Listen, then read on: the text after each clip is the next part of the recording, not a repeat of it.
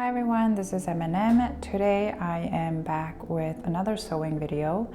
This time it's a reusable journal cover, and as always they should be pretty simple and minimal, so if you're interested, let's get started.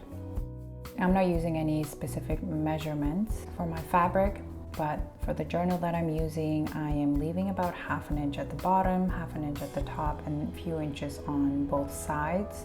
This way I can just fold the sides and pretty much have my cover.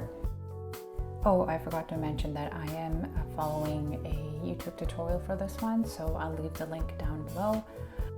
I am also making a little strap enclosure, so we'll cut that out and sew it on before we start sewing the cover all around.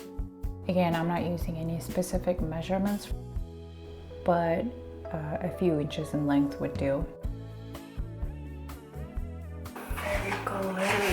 Whoa. So now that I have my strap, I'm going to sew it onto the back of my cover, like so. The next step is to make an opening on the front of the journal cover so that the strap can go through once you close the journal. For the opening, I am just making 2 little cuts at the front cover.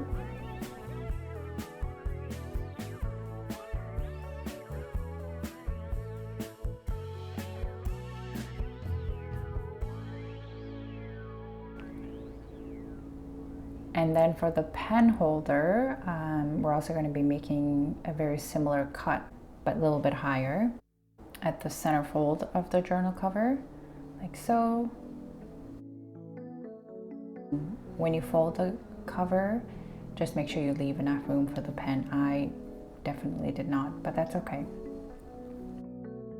And this is our last step. All we have to do is sew the 4 corners. I just went ahead and sewed all around. It made it look much cleaner, so it's up to you which one you want to do. And we are pretty much done. I am just cutting the strap to the length that I want.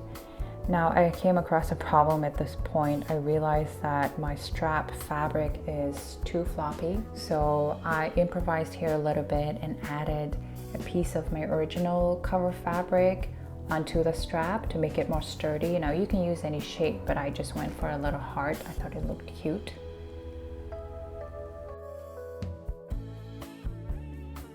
And it worked out pretty well.